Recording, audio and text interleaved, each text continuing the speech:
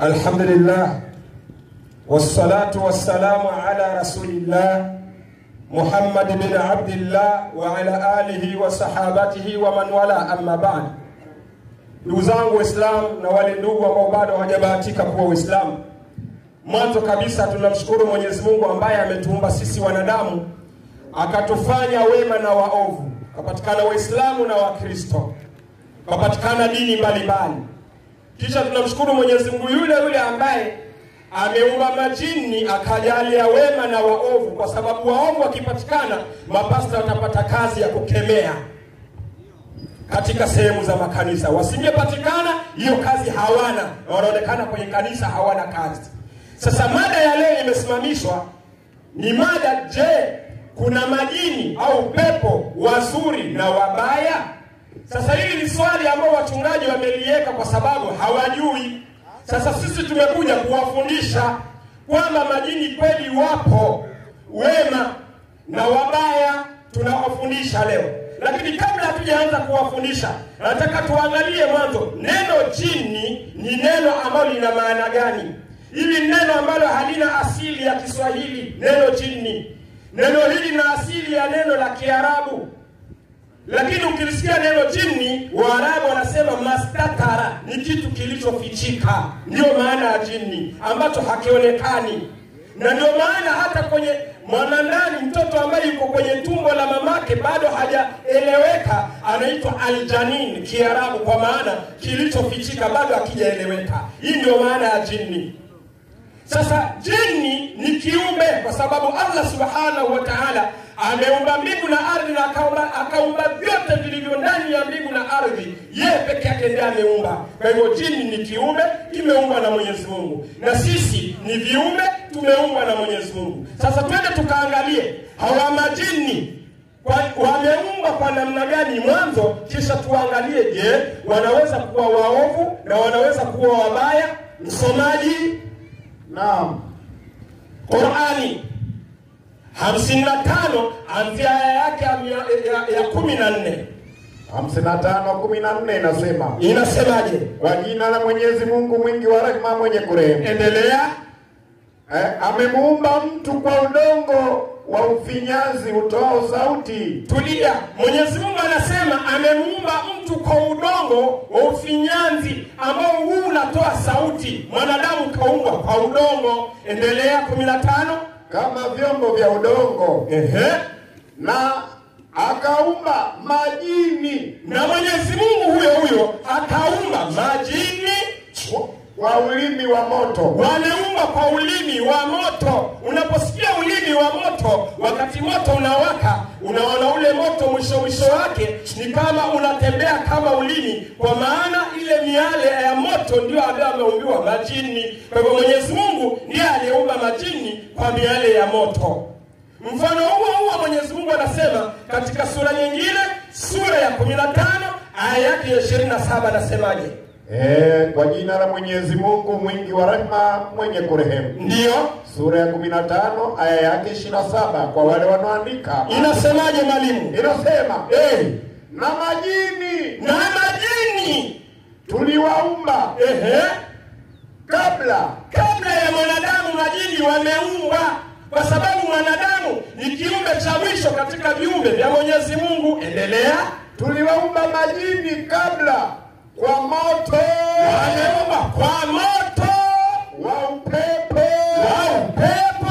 wenye joto kubwa kabisa, ambao una joto kubwa kabisa. Ndio maana unakuta katika miongoni mwa dalili za majini kwamba mtu ana pepo au ana shetani katika mwili wake, anahisi mwili wake joto bila sababu za msingi. Hata kenda kupima hapatikani maradhi aina yoyote. Unaona? Kwa hivyo sasa, hii ndio elimu Waislamu wanafundishwa ndani ya Qur'ani, wajue kuhusiana na majini. Mwenyezi Mungu Subhanahu wa Ta'ala tufundisha maneno hayo. Sasa swali ni, tayari wameshaumbwa hawa majini, wanakuwa katika umbile aina gani? Umbile la majini, ndugu zangu katika imani na wale ambao bado hawajabahatika kuwa Waislamu, Mtume Muhammad sallallahu alaihi wasallam anasema wako katika maumbile matatu. Umbile la kwanza, wanaenda kama vile wanavyokuwa wanadamu. Umbile la pili wanakuwa ni wadudu alhasharati, wadudu wenye kutambaa kama nyoka, nge, namna kama hiyo, na mbwa weusi na paka weusi. Hiyo ni hadithi ya Mtume sallallahu alaihi wasallam. Umbile la tatu ni upepo, ndio hao wenzetu wakawa wanawaita pepo. Unakuwa ni upepo mwembamba kabisa, ambao mwanadamu unapomwingia upepo kama huu ndio pale anapata ni wasiwasi. Kwa hiyo unaposikia pepo ndio jini, unaposikia jini ndio pepo. Unaona? Sasa hawa majini kwa nini Mwenyezi Mungu kawaumba? 51 aya yake 56 inasemaje mwalimu? Inasema kwa jina la Mwenyezi Mungu mwingi wa rehema mwenye kurehemu. Endelea. Mwenyezi Mungu anasemaje? Sikuwaumba majini na watu ila wapate kuniabudu. Mwenyezi Mungu Subhanahu wa Ta'ala ndani ya Qur'an anasema wama khalaqtul jinna wal insa illa liya'budun. Sikuwaumba majini na watu, sababu kubwa, lengo kubwa ni wamaabudu Mwenyezi Mungu. Kwa maana hii majini kama hawakuabudu Mwenyezi Mungu watachomwa kwa moto, na wanadamu wakiwa hawamaabudu Mwenyezi Mungu pia nao watachomwa kwa moto. Ndio lengo kubwa la kuumba majini. Unaona? Sasa tukishapata kwamba malengo ya kuumba majini ni kwa sababu wamfanyie Mwenyezi Mungu ibada, mwalimu tunaenda haraka kwa sababu hii mada ya dakika 10 tu, alafu sasa tufaidishe umma. Sawa? Twende tukaiangalie Qur'ani sura ya 72 aya yake ni ya 11 inasemaje mwalimu? 72:11 Qur'ani inasema. Hapo ndio kwenye kina cha mada yenyewe. Endelea. Inasema hivi, inasemaje? 72 aya yake 11. Kwa jina la Mwenyezi Mungu mwingi wa rehema mwenye kurehemu. Endelea. Inasemaje? Na hakika katika sisi wako wema na wako wengine katika sisi ni kinyume cha hayo. Tulia kidogo. Tumekuwa njia mbalimbali. Majini wanajidhihirisha wenyewe, wanasema habari hii Mwenyezi Mungu anamfunulia Mtume Muhammad sallallahu alaihi wasallam. Wanasema hakika kati yetu sisi kuna wema na kuna wale ambao wako kinyume na sisi. Wa anna minna salihuna wa minna duna dhalika kunna faraika qidada. Tuko njia mbalimbali. Kwa hivyo wakipatikana wema, hawa wema lazima wafanane na wema. Na wema hao ni Waislamu. Wakipatikana waovu, hawa waovu lazima wafanane na waovu. Na waovu hao ni wale walisema kwamba Mwenyezi Mungu mwingi wa rehema amejifanyia mtoto. Tutawaona mbeleni. Unaona? Katika sura hiyo mwalimu wangu 72 nenda aya yake ya 11. 14. Shuka hapo chini kidogo. 14 nasema, ndio nasi wamo miongoni mwetu waliosilimu na wamo miongoni mwetu wanaokengeuka. Ndio waliosilimu hao ndio waliotafuta uongofu. Waliosilimu katika majini hao ndio wametafuta uongofu. Endelea. Na waliokengeuka na waliokataa wakakataa kusilimu kama hawa mapasta hao watakuwa kuni za motoni. Unakuwa kuni tusiposilimu. Wewe na majini waovu nyote mnakuwa kuni msiposilimu. Ndio mafunzo ya Qur'ani. Na maneno haya ni kwa sababu Mwenyezi Mungu Subhanahu wa Ta'ala hata wanadamu amewaumba kwa mfano huo wazuri na ambao ni wabaya. 64 aya yake ni ya pili mwalimu. Inasemaje? 64:2 inasema kwa jina la Mwenyezi Mungu mwenye kunemesha neema kubwa kubwa na mwenye kunemesha neema ndogo ndogo. Shuka. Yeye ndiye aliyekuumbeni nyote. Mungu Allah ndiye ameumbeni nyinyi nyote. Na kuna wengine wenu kati yenu nyinyi wanadamu ni makafiri, na wengine wenu ni Waislamu. Wengine wenu Waislamu. Kwa hivyo kuna majini makafiri na majini Waislamu. Na kuna wanadamu makafiri na wanadamu Waislamu. Lakini sasa kizaazaki kwa kwenye kuna neno ambalo linafahamika na linajulikana sana kama shetani. Wengine wakisikia neno shetani wanafahamu kwamba shetani ni kiumbe peke yake anayeitwa jini. Lakini tuangalie ufahamu wa vitabu vinasemaje kuhusiana na neno shetani. Msomaji, Naam. 114 Qur'ani mwanzo mpaka mwisho. Alafu pige na maelezo yake haraka haraka. Sura ya 114. Suratul Nas. Suratul Nas Sikiza vitu hivyo. Kwa jina la Mwenyezi Mungu mwenye kuneemesha neema kubwa kubwa na mwenye kuneemesha neema ndogo ndogo. Ndio. Sema ya Mtume Muhammad. Ninajikinga kwa Bwana mwenye kuwalea. Mtume Muhammad sallallahu alaihi wasallam anaambiwa na Allah, sema najikinga kwa Bwana mwenye kuwalea. Yupi huyo? Mfalme wa watu. Huyo ni mfalme wa watu, Mwabudiwa wa watu. ndiye mwabudiwa kwa maana ni Allah huyo. Na shari ya mwenye kutia wasiwasi, mwenye kurejea nyuma. Ninajilinda kwa shari ya mwenye kutia wasiwasi, mwenye kurejea nyuma. Endelea. Atiaye wasiwasi mioyoni mwa watu. Endelea. Ambaye ni katika majini na watu. Mungu anasema huyu mwenye kutia wasiwasi katika nyoyo za watu ni katika majini na watu. Kwa maana hiyo kunaweza kupatikana sifa ya shetani kwa mwanadamu na kunapatikana sifa ya shetani kwa majini. Piga maelezo yake haraka haraka. Hapa Mwenyezi Mungu baada ya kuwa ni Bwana wa watu, kadhalika ndiye mwenye kuwalea tangu walimo matumboni, ndio hata wakamaliza umri wao katika ulimwengu. Sawa. Kwa roho na kiwiliwili. Anzia maelezo ya aya ya 4 mpaka ya 6. Mwenye kutia wasiwasi, mwenye kurejea nyuma, ndio ni shetani. Mwenye kutia wasiwasi, mwenye kurejea nyuma ni shetani, ambaye kazi yake huyu shetani ni kutia wasiwasi katika nyoyo za watu. Kazi yake ni kutia wasiwasi katika nyoyo za watu, akawapoteza. Lakini wakati akipambana na wenye imani ya nguvu, hawa majini wakipambana na watu wenye imani ya nguvu, huyu shetani au mwenye kuzinduka akakumbuka Mola wake, au mwenye kuzinduka akakumbuka kwamba kuna Mungu, akaacha kuabudu masanamu na mashetani, basi shetani hushindwa, anashindwa moja kwa moja. Endelea. Akarejea nyuma. Endelea.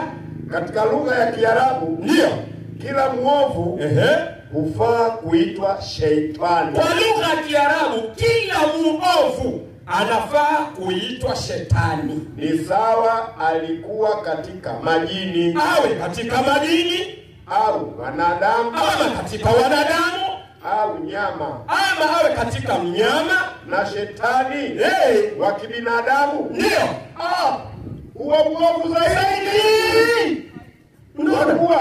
Kwa kuwa kwa mwanadamu mwenziwe kuliko hata mashetani. Huyo mwanadamu anapokuwa shetani anakuwa muovu zaidi kwa wanadamu wenziwe kuliko mashetani ambao wanakusudiwa majini. Kwa hivyo hapa tumepata sifa ya shetani ni sifa mbovu ya viumbe viwili kati ya majini na wanadamu, ndio maana yake. Unaona?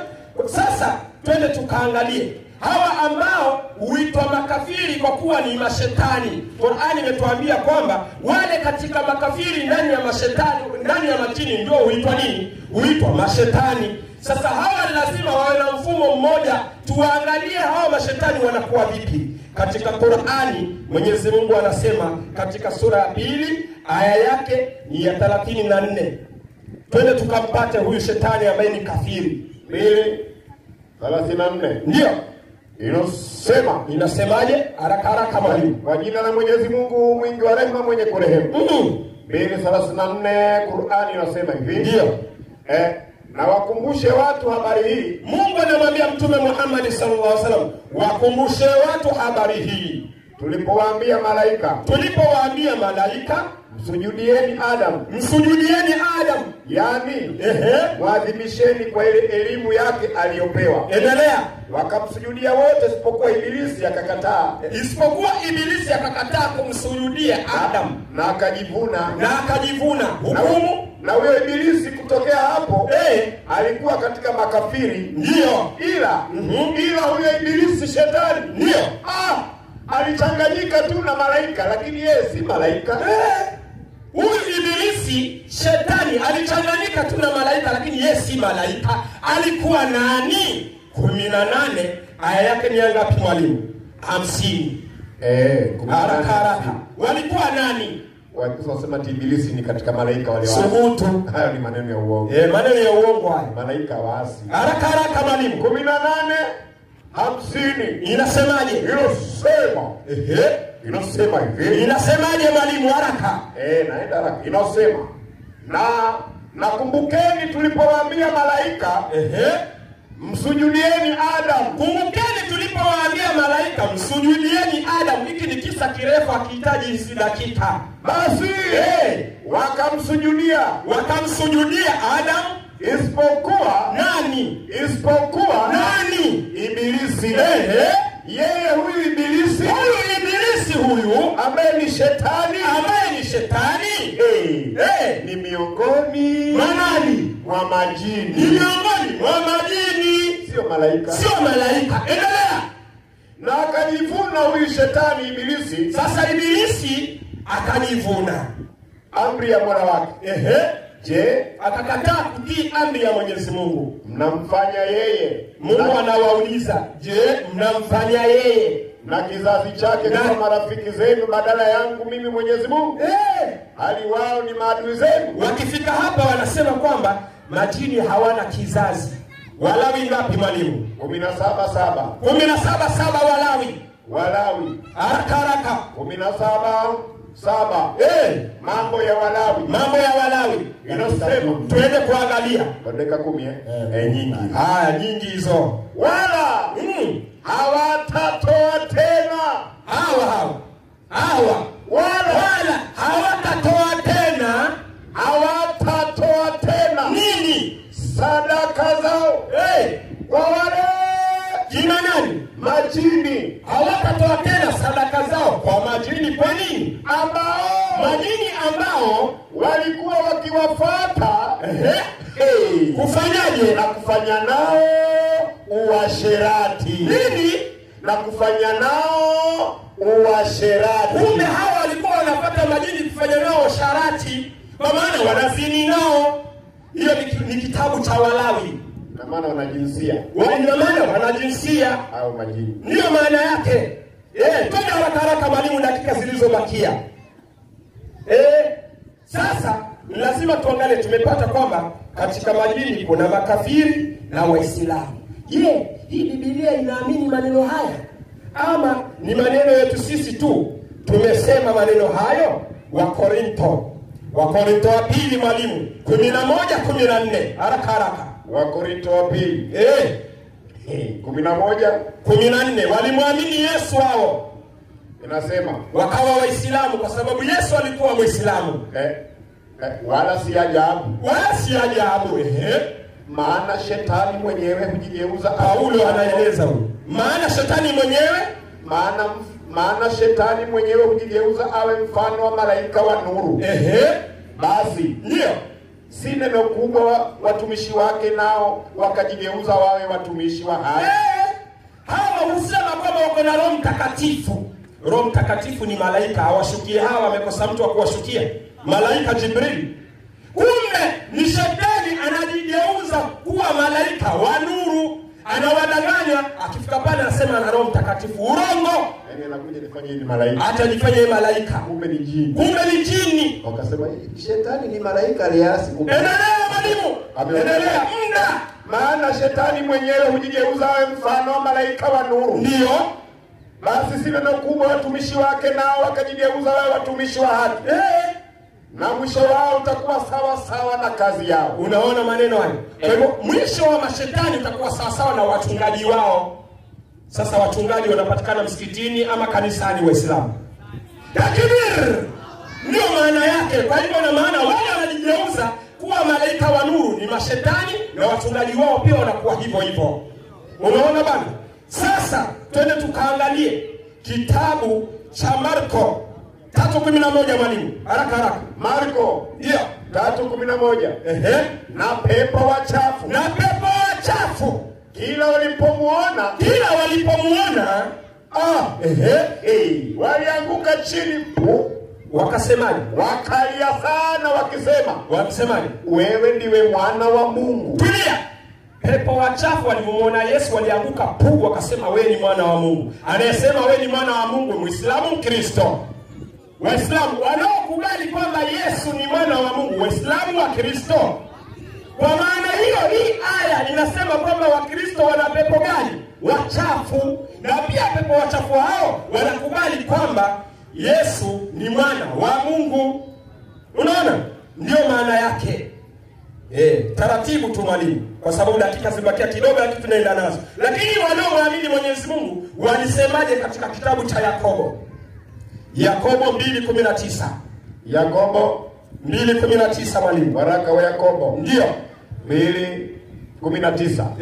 Inasema. Inasemaje? Nimeiona. Inasema hivi. Ndio. Wewe waamini ya kuwa Mungu ni mmoja. Watenda vema. Watenda vyema. Mashetani nao, wewe ukiamini kwamba Mungu ni mmoja, sio maungu watatu, Mungu Baba, Mungu Mwana, Mungu Roho, huo unatenda vyema. Kwa nini? Ukiamini ya kuwa Mungu ni mmoja, unatenda vema. Atenda vyema. Mashetani nao, yani majini nao, waamini ndio na kutetemeka. Tena wao wakiamini neno hilo kwamba Mungu ni mmoja, wanatetemeka kabisa. Sio kutetemeka kwa Diamondi, wanatetemeka kwa imani. Ni nzito sana. Unaona? Ndio vitabu vinavyoeleza. Lakini Mwenyezi Mungu Subhanahu wa Ta'ala alipojua kwamba kuna majini ambao wanakuja kufanya ukafiri, akateremsha Qur'ani sasa kuja kuwaonya. 18 aya yake ni 4. Inasemaje mwalimu? Tumalizie hapo. Tuangalie dakika zilizobakia tufaidishe umma haraka. 18:4. Ndio. Inasemaje? 18:4 inasema, ndio. Kwa jina la Mwenyezi Mungu mwingi wa rehema mwenye kurehemu. Ndio.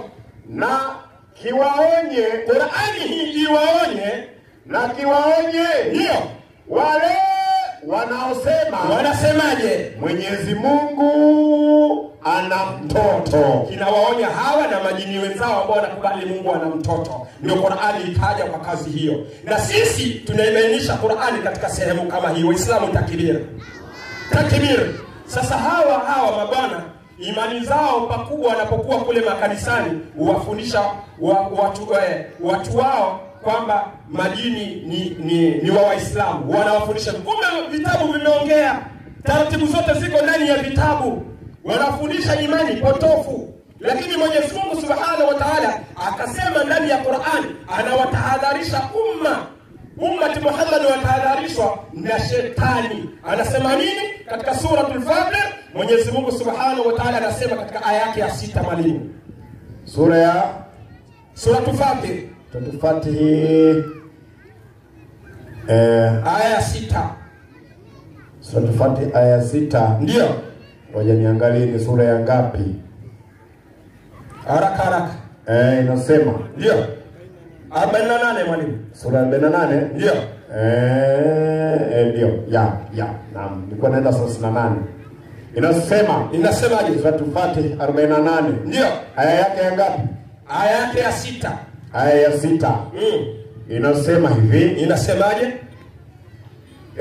Na awaadhibu wanafiki wanaume, ndio, na wanafiki wanawake, ndio, na washirikina wanaume, na washirikina wanawake, wanaomdhania Mwenyezi Mungu dhana mbaya, ndio, utawafikia mgeuko mbaya. Ndio maana na Mwenyezi Mungu awakasirikie na kuwalani. Hilo ni onyo kubwa. Mwenyezi Mungu anawaonya washirikina wa kike na wa kiume, na kuandalia jehanamu. Ndio. Nayo hiyo jehanamu, ndio, ni marejeo mabaya kabisa. Ndio maana yake. Aya ziko wazi kabisa. Kwa hivyo ndugu zangu Waislamu, Mwenyezi Mungu anasema ndani ya Qur'an, anasema inna shaytana lakum aduwwun fattakhidhuhu aduwwa. Shetani kwenu ni adui, basi nanyi mtendeeni uadui. Hii ni amri ya Mwenyezi Mungu, anatuambia sisi Waislamu tumtendee uadui shetani. Unapomuona mtu anafanya urafiki na shetani, basi huyo ni mmoja katika wale makafiri. Na ndio maana sisi Waislamu tufundishwa mbinu mbalimbali za kupambana na shetani. Ikiwa unaingia chooni, unamlani shetani. Unatoka, unamlani shetani. Unatoka nje ya nyumba, unamlani shetani. Unaingia, unamlani shetani. Unavaa nguo, unamlani shetani. Wala unamlani shetani. Wakati unamuingilia mkeo, pia unamlani shetani. Unaniangalia? Nyinyi hamfanyi hivyo. Nyinyi hamfanyi hivyo. Lakini angalia, Uislamu unafundisha maneno matamu kabisa. Wewe kabla hujapiga, bado hujafanya mambo yako, omba dua mwanzo. Unasemaje Waislamu?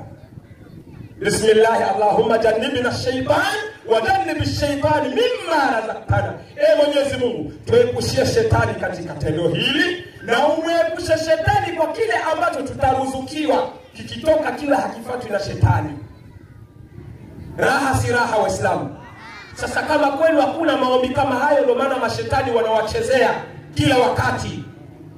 Ndio maana wanachezewa ni mashetani kila wakati. Sikiza Mwenyezi Mungu anasemaje mwalimu? 26 aya yake 221. Haraka haraka. Sura ya 26 221. Je, ndio haraka haraka, dakika bado moja. Nikufahamisheni ambao mashetani huwateremkia? Mungu anasema nikufahamisheni ambao mashetani huwateremkia.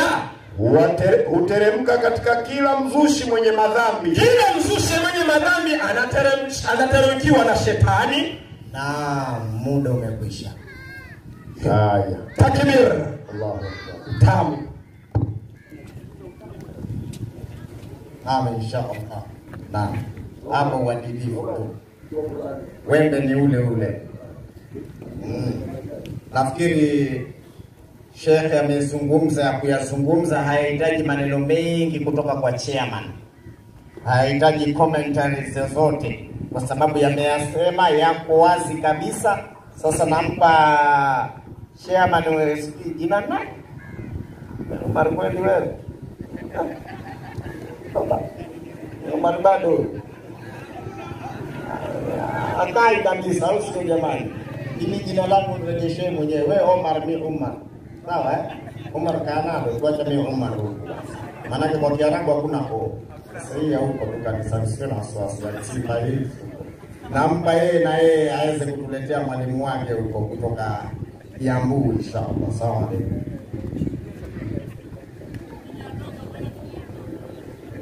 Wakristo, Bwana Yesu asifiwe. Bwana Yesu asifiwe. Waislamu takbir. Waislamu takbir. Maneno ni mazuri kabisa. Tumesema amani ndio jambo la muhimu. Hatutaki kuchukua muda. Tunataka mwalimu akitoka mwingine anaingia. Amesema kuhusu jina langu la Omar. Jina la Omar kwa Biblia liko tena mara nyingi sana. Wacha ndani ya Qur'an, hata katika Biblia liko. Kwa hivyo ukisikia naitwa Omar, limeanza kutoka kwa Biblia. Maana Biblia ndio ya kwanza ilianza, alafu Qur'an ikafuata. Kwa hivyo kama mimi naitwa Omar, kama kuna Omar mwingine wa Kiislamu alifanya kunikopi mimi, maana mimi ni Mkristo. Ilianza kwa Wakristo alafu ikaingia kwa Waislamu. Sitaki nichukue muda. Pastor Kerago, jo haraka.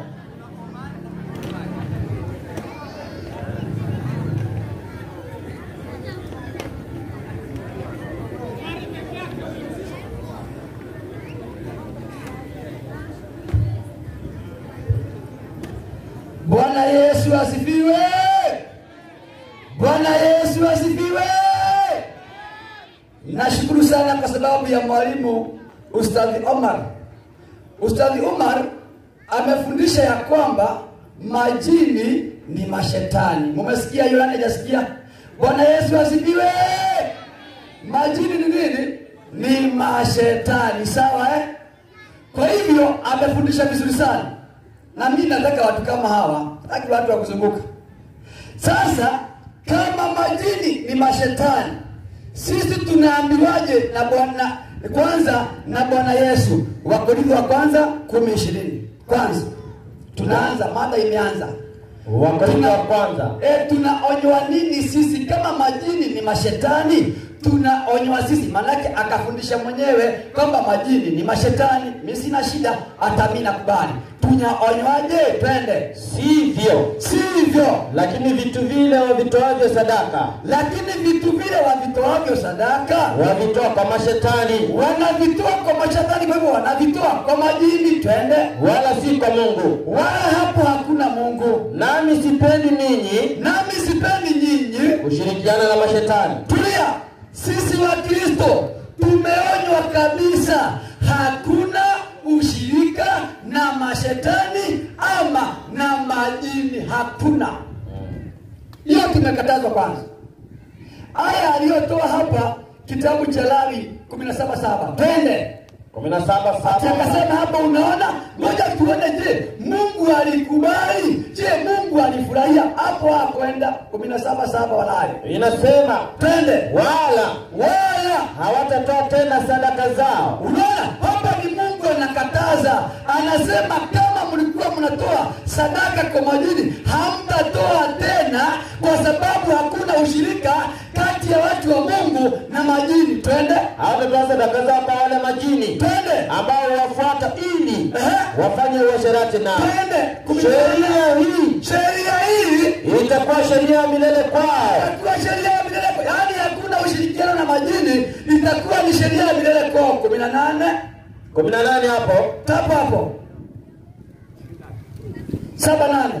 Soma 8. 8 inasema, nawe utawaambia mtu yote sasa katika nyumba ya Israeli, au miongoni mwa wageni, kama sisi, twende, wanaokaa nao, atoe sadaka ya kuteketeza au dhabihu, atakayetoa sadaka ya kuteketezwa ama dhabihu, wala haileti mlangoni pa hema, akatoa kwa majini ya kukutania, twende, ili aisongeze kwa Bwana. Twende. Basi mtu huyo atatengwa na watu wake. Bwana Yesu asifiwe. Amen. Yaani mtu yeyote atakayeshirikiana na majini katika Israeli na katika Wakristo, mtu huyo dawa yake ni kutengwa na watu wa Mungu, manake ameasi. Hebu tuangalie jambo lingine. Kwanza, hawa majini tumeambiwa ni mashetani, si ndio? Mimi nimefurahi sana. Kumbe majini ni mashetani na Mungu amekataa ushirika nao. Sasa tuangalie hao mashetani ama hao majini ni kina nani? 46:29-30 Qur'an. Ni kina nani hao majini ama mashetani? Ili tukiwaona tuwe tunawajua, maana tuliambiwa hatuoni majini. Majini wapo, soma. Na wakumbushe. Wewe Mike. Inasema, twende. Sijui mjomba ameanza kutumwa. Inasema majini ni kina nani ama mashetani ni kina nani? Maana ndio mada ya siku ya leo. Twende. Na wakumbushe. Twende. Tulipokuletea kundi la majini. Yaani Muhammad akaletewa kundi la majini kuja kwako, waje kwa Muhammad kusikiliza Qur'ani. Wasikilize Qur'ani majini, mashetani hao. Twende. Basi walipohudhuria, mashetani walipohudhuria ibada ya Muhammad, walisema kuambiana, wakaambiana mashetani kwa mashetani, nyamazeni mashetani wenzetu, msikilizeni maneno ya Mwenyezi Mungu. Na ilipokwisha somwa, walirudi kwa jamaa zao wakiwaonya. Mashetani wakarudi kwa jamaa zao, wakasemaje? Wakasema nini? Enyi watu wetu, enyi majini, tumesikia kitabu kilichoteremshwa baada ya Musa. Kitabu kilichoteremshwa baada ya Musa ni Zaburi. Majini wasema Qur'ani. Sasa ngoja tuangalie hawa majini ni kina nani. Soma maelezo yake. Inasema, shika muda wangu ama utulize fujo ama ushika muda wangu. Hawa majini ambao wamezungumzwa pale ama mashetani ni kina nani? Soma maelezo yake. Inasemaje? Lakini mtume kama alivyopelekwa kwa watu, mtume Muhammad kama alivyopelekwa kwa watu, ndivyo alivyopelekwa kwa majini. Twende. Inasema, twende. Na mtume aliposomea binadamu Qur'ani, hawakujibu hawakujibu chochote hawa unaoona hawakujibu kitu. Twende. Mtume akatahadharisha akawaambia, Mtume akawaambia Waislamu hawa, ndugu zenu, nyinyi Waislamu, ndugu zenu, brother zenu, kaka zenu Waislamu wa kijini. Bwana Yesu asifiwe. Kumbe ndugu ya Waislamu ni majini. Muislamu na jini ni ndugu kuanzia leo. Kwa hivyo ukiona Muislamu mwangalie kama jini ama kama shetani. Hawa watu na majini ni ndugu, Brothers. ni brothers. Hawa ni mabrother, asema mabrother. Mabrother, yani hata nikiangalia naona majini tu kama mashetani. Maana yake ni mabrother. Unaona ni mabrother. Sasa angalia. Sasa tuingie katika fundisho. Kabla hatujaingia katika fundisho. Naam. Nenda katika kitabu cha Ulimwengu wa Majini. Ulimwengu wa Majini. Ukurasa wa ngapi mwalimu? Ukurasa wa 30. Haya, inasema ukurasa wa 30. Twende kazi, ukurasa wa 30 Ulimwengu wa Majini. Inasemaje? Jini asingie kwa vyombo huko. Sauti. Ndio wangu shika. 1 2. Twende. Sasa kana anatuma brother kwa mashini. Mabrother wanatumwa na hao bwana, maana yake ni mabrother. Inasema miongoni mwa vituko vya majini ni pamoja na kujipa majina matukufu. Majini na mashetani kazi yao ni kujipatia majina matukufu. Twende. Kama vile Sharif. Kama vile Sharifu ndio hawa. Shekhe. Kama vile Shahe ndio hawa. Wali ndio hawa. Ruhani ndio hawa. Na mengine mengi kama hayo. Vile majini udai wanataka miji mitakatifu. Mashetani wanadai wanataka miji mitakatifu. Kama vile Madina kama hawa. Jidda kama hawa. Maka kama hawa. Miji mingine mfano hayo. Bwana Yesu asifiwe. Kumbe ukiona Shahe umeona jini. Kumbe ukiona wali umeona shetani. Vile majini wanadai vyakula ambavyo hutumika sana miji hiyo. Wanadai vyakula ambavyo vinatumika Maka kama vile tembe. Bwana Yesu asifiwe. Kumbe tende ni chakula cha mashetani Maka na Madina. Ni akina nani upenda tende? Ni mashetani wenzao. Ndio wanapenda tende. Wewe utaona tuna matende. Tende. Chakula cha mashetani hicho. Tende. Ukurasa wa 31 hapo. Inasemaje? Tungemalizia uhondo mwalimu hapa. Maliza. Inasemaje? Mara nyingi hupenda adhana. Mara nyingi mashetani wanapenda adhana. Ukisikia adhana saa hii utajua majini ni kina nani na watu ni kina nani. Utaona akianza kuondoka. Utatenda wanapenda adhana. Mashetani wanapenda adhana. Wanapenda Qur'ani. Na wanapenda swala. Bwana Yesu asifiwe. Amen. Kwa hivyo ukisikia swala uone watu wanaanza kwenda. Ukisikia adhana uone watu wanaenda kwanza. Jua hawa ni mashetani. Unajua tu ikipigwa hapo utajua. Ukurasa 31 twende. Inasema twende. Hatupingi. Waislamu wanasema hatupingi maneno haya kwamba Waislamu na mashetani ni kitu kimoja. Hatupingi kwani majini, mashetani miongoni mwao wapo Waislamu, mashetani Waislamu wako. Hebu nione. Shetani ainue mkono juu, Muislamu shetani ainue mkono. Wameisha wote. Ati wanakataa vitabu vyao. Twende. Inasemaje? Wala hawana kitabu. Mashetani hawana kitabu ila Qur'ani. Bwana Yesu asifiwe. Nani? Yani mashetani hawana kitabu chao ni Qur'ani. Hebu nione wale ambao kitabu chao ni Qur'ani ni mkono juu. Mashetani hawa. Angalia. Twende. Inataja na hawana mtume, na mashetani hawana mtume ila Muhammad. Yesu asifiwe. Wale ambao wanasema maoni mtume wao mkono juu. Mashetani wote hawa. Wote hawa. Twende. Inasema kwa hivyo Muislamu. Sio rahisi jina mwingine mzapende. Na aseme, yeye ni askofu. Unaona? Kumbe jini anapoingia hawezi kusema yeye ni askofu, maana askofu Mkristo. Sasa jini akiingia aseme ni askofu, Muislamu atamtambua, sasa anajipatia shaka. Anakaa pamoja sema ni ndugu, atakumaliza. Twende Mchungaji. Hawa jini hawezi kuingia mtu akasema ni mchungaji Wa kanisa. Haiwezekani. Aina Pentekoste. Kama Pentekoste, jini hawezi kwenda Pentekoste akasema mimi ni jini, hakuna. Au Sabato. Hata jini hawezi kwenda kanisa la Sabato, maana jini ni Waislamu wote. Au kuomba asomewe kitabu. Hata jini shetani hawezi kuomba asomewe kitabu cha Biblia. Bwana Yesu asifiwe. Bwana Yesu asifiwe. Kumbe tabia ya shetani, kitabu chake ni Qur'ani, mtume wake ni Muhammad. Hakuna siku jini ataitisha kitabu cha Biblia, hamna.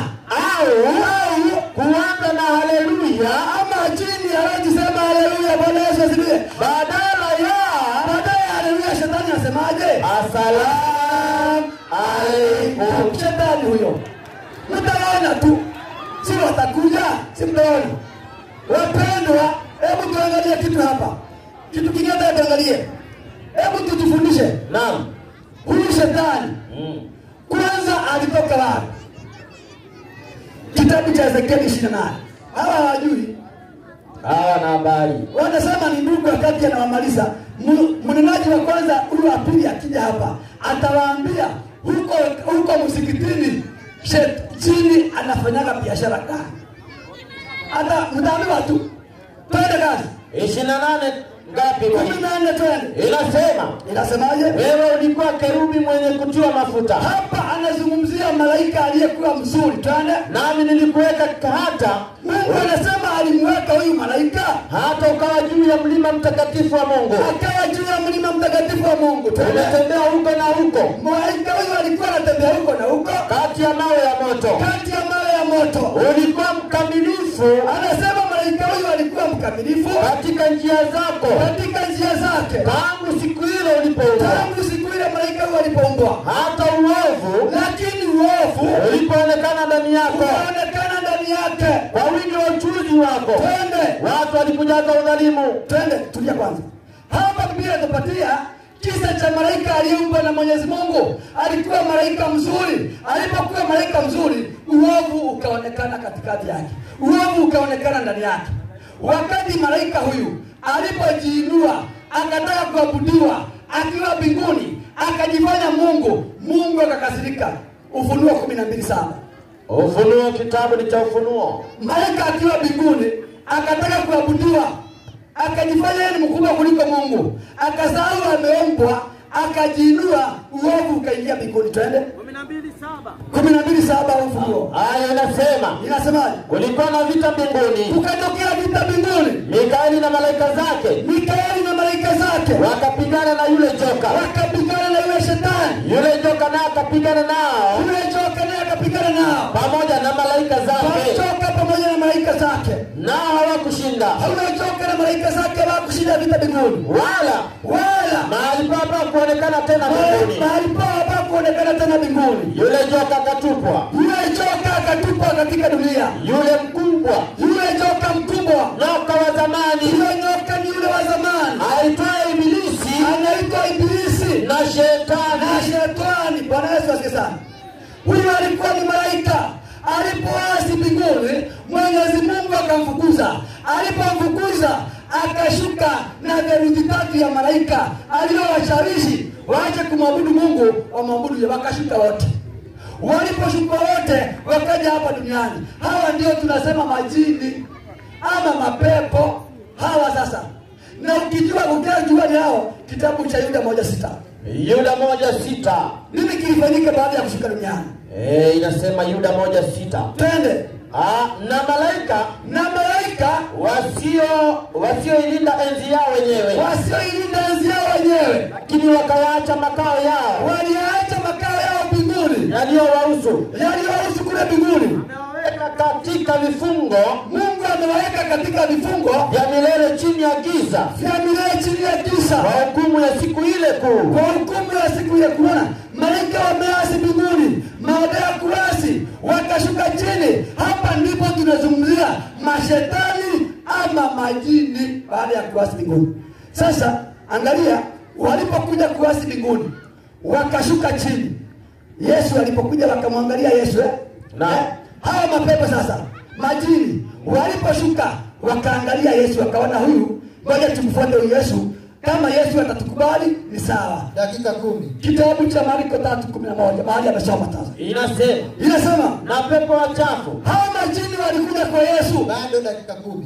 Twende. Pepo wachafu. Hawa majini sasa wakila walipomwona Yesu walianguka mbele yake wakaanguka mbele ya Yesu wakisema, wewe, wakamwambia Yesu, wewe ndiwe mwana wa Mungu. Wewe haya ni majini. Wanamwambia Yesu, wajuaje Yesu? Tunaamini kwamba wewe ni mtoto wa Mungu. Tunaenda. Akawakataza sana. Tulia. Yesu alipoinuliwa na majini, Yesu akawakataza majini. Kwa sababu gani? Yesu hakutaka kuabudiwa na mashetani. Yesu hakutaka ushirika na mashetani. Na ndio maana akawakataza sana. Alipowakataza majini, si walikuwa wanamwambia yeye ni mwana wa Mungu? Akawakataza, wakaona hapa tumeumia.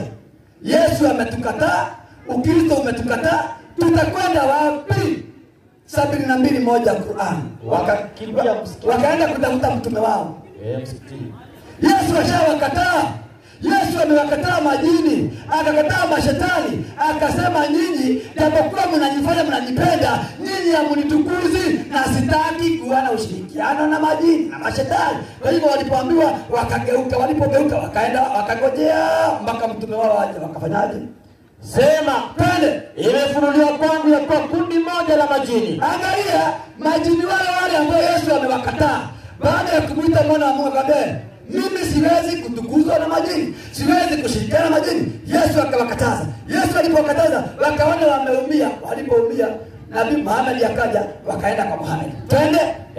Nilikuja kwako kusikiliza Qur'ani. Sasa waliposikia Qur'ani sasa wanasomewa na Muhammad. Nikasema, Qur'ani majini anasema sasa, hakika sisi mashetani, hakika sisi mashetani tumesikia Qur'ani ya ajabu, tumesikia kitabu chetu cha ajabu, kitabu cha majini. Twende. Inaongoza katika uongofu. Yaani hiki kitabu chetu cha majini kinaongoza katika uongofu. Kwa hivyo sisi majini tumeamini maana kitabu chetu, wala tunamshirikisha yeye tena na Mola wetu. Sasa wakageuka wakasema, wala hamtashirikisha mtu yote na Mola wetu. Twende. Na utukufu wa Mola wetu umetukuka kabisa. Yaani utukufu wa Mola wao sasa umetukuka. Twende. Hakujifanyia mke, hakujifanyia mke wala mwana.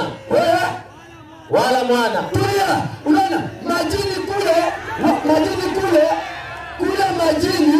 wameenda kumtukuza Yesu. Wakamwambia Yesu ni mwana wa Mungu. Na kwa sababu Yesu hawezi kushirikiana na majini wakangojea mtume wao. Na mtume wao alipoingia tu, walipojua mtume wao amekuja, wakaenda. Walipokwenda wakasema, sasa kule tulikuwa tushakubali, Yesu akatukataa, tumekuja sasa tunakubali sasa Mungu hana mwana. Imani hiyo iko na Waislamu. Majini imeletwa na majini, maana Qur'ani kitabu chao. Na kwa hivyo imani hiyo ilikuja na majini, na ndio imani ambayo iko na Waislamu wote. Twende katika kitabu cha Luka 10:17. Kitabu ni cha Luka 10:17. Twende kazi. Yaani mimi unanipa darasa hapa tu. Ni darasa hili. Twende. 10:17 inasema, twende.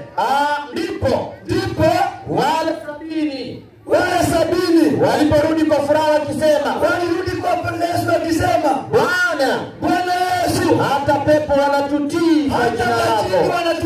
Tunawatoa wanakwenda, tukiwang'oa wanakwenda. Sisi kazi yetu ni kutoa mashetani, kutoa majini, kwa sababu hatuna ushirika nao. Kitabu cha Mathayo 18. Sisi hatuna ushirika nao. Mandugu za majini ni hao. Washindwe katika jina la Yesu. Shindwe katika jina la Yesu ndugu za majini. Ninyi na majini tunaangalia mnakwenda wapi. Soma.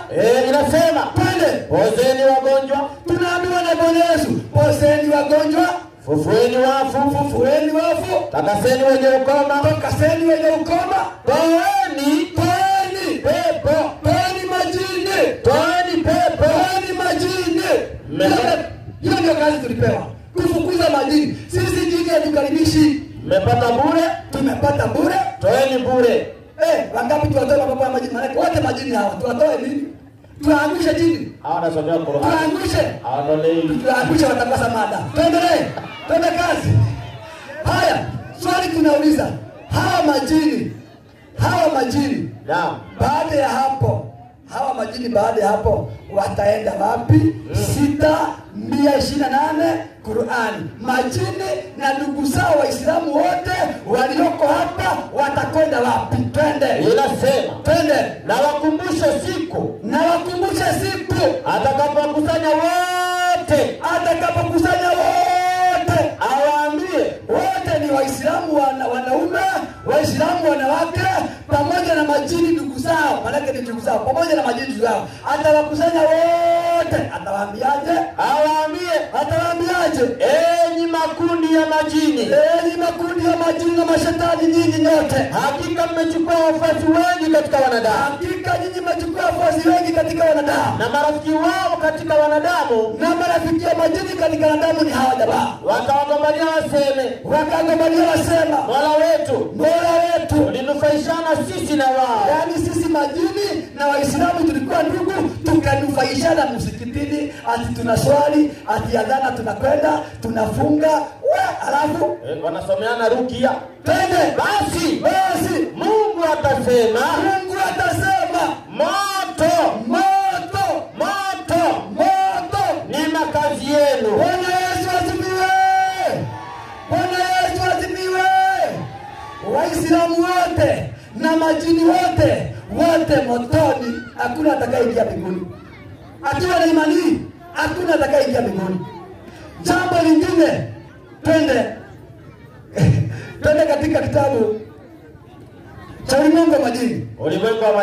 Twende, hatumaliza. Hai. Ukurasa wangapi mwalimu? Twende katika si Ulimwengu wa Majini. Twende hapo Ulimwengu wa Majini. Rudia pale ukurasa wa 31. Kwanza ingia hii, maana isipoingia hawa. Twende. Inasema, twende. Hatupingi. Hii mambo nimezungumza hapa yote. Wanasema hatupingi. Hatukatai sisi ni majini, hatukatai sisi ni mashetani. Haya, twende. Kwani majini miongoni mwao wapo Waislamu. Sasa na wala hawana kitabu ila Qur'ani. Hebu ni hiyo Qur'ani. Hawana kitabu ya Qur'ani. Qur'ani. Sasa hii Qur'ani ya majini ama ya Waislamu? Ya majini. Kulingana na kitabu. Mnaanza kukapatia majini Qur'ani yao. Twende Waislamu watabaki na nini? Twende katika 2:14 Qur'ani. Anasema 2 ndogo. 2:14 Qur'ani. Hapa leo hamna ndogo. Leo tunakaranga na ile mnaotaka. Hakuna ndogo. Nyinyi na majini goma draw. Mimi hata nikiona naona kama shetani tu. Mimi hata nikiona hata na waogopa, nimeanza kuogopa. Twende 2:11. 2:14. 14 nasema. Twende. 14 nasema hivi. Na wanapokutana na walioamini usema. Majini wanapokutana na Waislamu wanasema tumeamini. Sisi tumeamini. Na wanapokuwa peke yao, majini wakitoka msikitini wakikutana peke yao, kwa mashetani wao usema. Wanapofika kwa mashetani wenzao wanasema hakika sisi mashetani, sisi tu pamoja na nyinyi mashetani hao wengine tunawachezea shere tu. Tunawachezea shere tu. Bwana Yesu asifiwe. Yaani majini yanasema Waislamu tunawachezea shere. Tukifika kwao tunasema sisi ni ndugu zao. Tukifika kwa mashetani wenzetu tunasema pia tuko pamoja naye. Majini wanasema wanachezea Waislamu shere. Mtachezewa shere mpaka lini? Zindukeni. Hebu tuulize. Tuulize hapo msikitini. Hapo ndani. Naam. Hapo msikitini. Majini wakiwa pale ndani. Sawa. Wanafanyana kazi gani? Hatari sana. Fungua kitabu. Kitabu kipi mwalimu? Ukweli mwaminifu. Twende. Hatari sana. Fungua kitabu. Kinaitwa As-Sadiqul Amin. Twende. Ukweli mwaminifu. Twende tunaangalia. Hawa majini wanaingia msikitini, wanajifanya Waislamu. Pale msikitini huwa wanafanya biashara gani? Twende. Nisome vile ndivyo mwalimu. Soma vile ndivyo, usifiche. Leo hatufichani, tunasema hivyo. Wala nisiogope. Usiogope. Inasema kitabu. Twende. tulia kwanza. Naam. Kabla haujasoma. Naam. Kabla haujasoma. Sawa. Watu wakiwa msikitini. Huwa wanaswali namna gani? Wanasujudu. Angalia. Haya, soma sasa, soma. Inasemaje? Haya, niliwaambia mimi niko strict. Sema wote moja kiona moto. 25 na sekunde 7.10. Kwa hivyo umemaliza. Asanteni sana. Nijaona moto. Inatosha. Chama na kiseme inatosha, usiongeze mambo ya kwako, maana utafanya tuongeze na ya kwetu. Naam, kwa hivyo Haya, nafikiri mwalimu wa Kristo ameenda vizuri, sitakuwa na maneno mengi. Tumeelewana na mwenyekiti, sisi wenyekiti ni controller tu. Tukifika hapa tunasimamisha mwalimu, basi anaendelea. Sisi tutakuwa na maneno mengi. Basi mwenyekiti mwenza ndio muite mwalimu. Naam, assalamu alaykum wa rahmatullahi wa barakatuh. Mimi sikuongezi hata nukta moja. Ikiisha na interrupt umalize hapo nilipofikia. Maana wewe ulijipangia muda, kwa hivyo unamaliza kwa muda wako tu. Kwa hivyo nikimaliza nikisema haya imekwisha, tusiongezee. Hapa nakwenda na time, si yeye nakwenda pole, inakwenda kwa wakati wake. Ina settle international, si hata local hapa China. Chinkuno. Tunakwenda kwa wakati. Dakika 25 hamna kuongeza, na walimu wameshapanda. Sasa tumeingia katika kipindi cha pili cha dakika 10. Nikiweka tu maneno sawa, mimi nafikiri jini ama pepo kwa Kiingereza inaitwa ghost. Au sio? Ghost, na pale ukienda Fontanella kuna kanisa pale linaitwa Holy Ghost. Yaani jini mtukufu yuko pale. Sasa mimi nashangaa sijaona msikiti unaitwa Holy Ghost msikiti. Ila nimeshaona pale Fontanella ukitoka Holy Ghost unaingia ile kanisa Freemason ya shetani. Yaani zimepakana tu pale. Kwa hivyo namkaribisha mwalimu wa pili, Ustadh Sasaka. Njoo uweke mambo sawa, na msomaji wake Shaban aje aweke mambo sawa hapa. Inshallah. Usibakishe hapo, usisaze. Kila kitu nakiweka sawa. Chama nataki mchezo leo. Hapa tuko ngangari kinoma. Waislamu takbir. Niomba sikiza vizuri mambo hapa sasa. Naona nikisujudu hapa, lakini bado kichwa iko juu. Anasema hivi ndivyo Waislamu wanasujudu kule msikitini. Jamani, Yesu alikuwa na sujudu. Kwa hivyo kama Yesu kafanyiwa hayo, basi tuanzia sisi tujifunza kwa Yesu, because Yesu asema mnapomwabudu Mwenyezi Mungu msujudu. Kwa hivyo kama Yesu alisujudu, Waislamu wanafanya alianziwa Yesu, alafu ndio sisi. Kwa hivyo ukija mimi siguzi mkuli hiyo kweli mwaminifu, mimi siguzi wewe ukitaka njoo tu. Mada nzuri kuhusu majini wema na wabaya. Mwalimu ametoka hapa amezungumza kauli ambayo nimesikia amezungumza, anasema hivi, majini udai ya kwamba kuchukua miti mitakatifu na majina mazuri ya shehe na utumia tende na upenda swala. Ni kweli, kwa sababu majini huwezi kuwakuta shetani kwa baa tayari ni watu wake. Kwa hivyo kanisani ni watu wake tayari. Kwa hivyo anatafuta watu wame kule msikitini na kuchukua majina ya mashehe wapeleke kule kwa sehemu ya kupotea. Wewe unaweza kuta shetani ndani ya baa akifanya nini? Anatafuta watu wema ili arudishe nyuma. Ndio maana wanadanganya watu, mimi ni shehe kutoka Madina, kwa sababu anajua hao ndio watu wa Mungu. Wewe namna gani wewe? Qur'an 35 aya 5. Twende. Tembea haraka. Mike inakuaje huko Mike? Mbona sauti hakuna? 1 2. Na twende. 35. 35 inasema. Tembea haraka. Dakika yangu na idai inasema. Naam. Enyi watu. Bila shaka. Bila shaka. Inakuaje tena? Haya, shika hapo.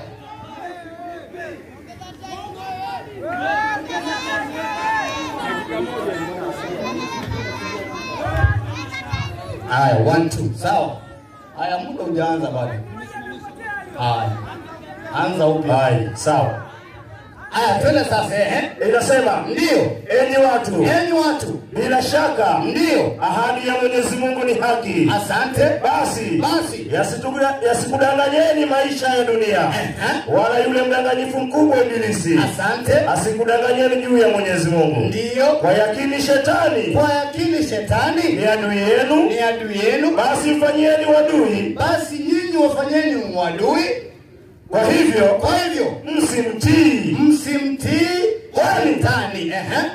Kwani analiita kundi lake liwe katika watu wa motoni. Ndio maana shetani ndiye ni shehe kutoka Maka na Madina ili apate watu kupeleka motoni kama vile nini. Maliza. Inaendelea kusema ndio wale waliokufuru ambao ni makafiri kama hawa itakuwa kwao adhabu kali. Kwa hivyo shetani, Mungu ashatupatia tahadhari kwamba sisi shetani kazi yake anaita watu kuwapeleka motoni. Huyu pastor kwa hapa anajaribu kusoma Qur'an lakini anapinda maana ya Qur'an, anaharibu. Amesoma Qur'an sura ya 2 aya yake ni ya 14. Hebu isome usikie. Sura ya 2 akasema nyinyi Waislamu majina kucheza na nini tu kameni wewe. Twende sura ya 2 aya 14. Haraka inasema ndio na wanapokutana na walioamini husema tumeamini. Na wanapokuwa peke yao mashetani wao husema ndio hakika sisi tu pamoja nanyi. Bali tunawachezea shere tu. Kwa mtazamo wa pastor akasema unaona shetani anawachezea Waislamu. Hapa shetani hayuko. Anza 8. Aelewe vipi? Qur'an haisomi kama Biblia kitabu cha wazungu. Twende. Inasema ndio na katika watu wako wanafiki wasemao tumemwamini Mwenyezi Mungu. Asante. Na siku ya mwisho ndio na hali ya kuwa wao sio wenye kuamini. Asante. Wanatafuta kumdanganya Mwenyezi Mungu na wale waliomwamini. Twende. Lakini hawadanganyi ila nafsi zao. Nao hawatambui. Unaona, kwa hivyo hawa ni wanafiki.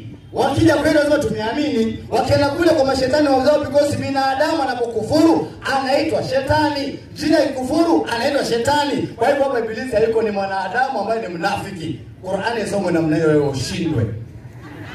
Imani ya Kiislamu, Qur'an sura ya 8 aya yake ni ya 2. Hii ni imani ya Kiislamu halisi. Twende.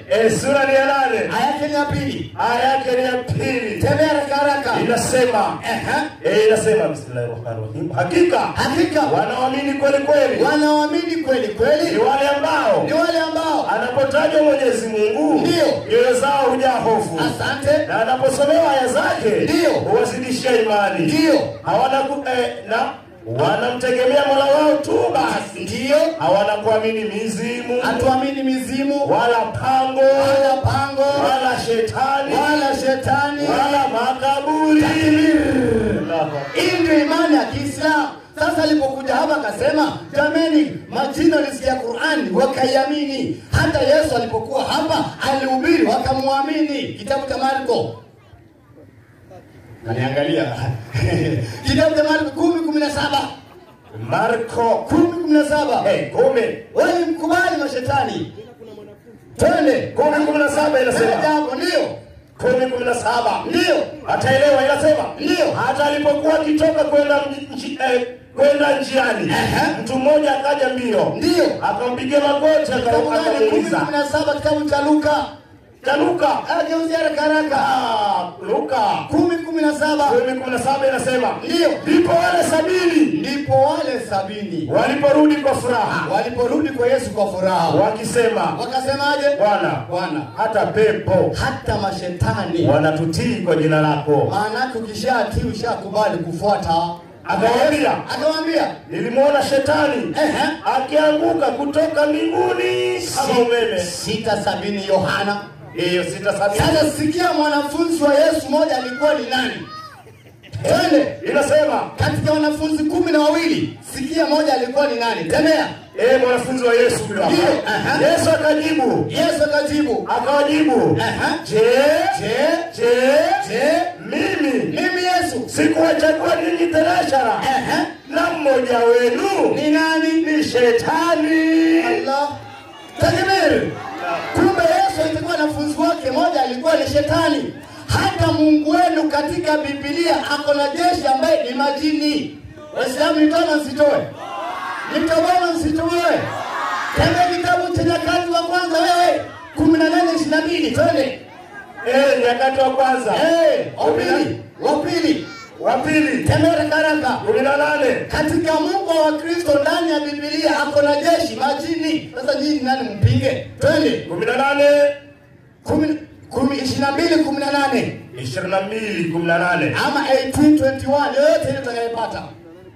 18:21 ndio inasema, akasema nitaondoka na kuwa pepo wa uongo vinywani mwa manabii wake wote. Anza 18:18.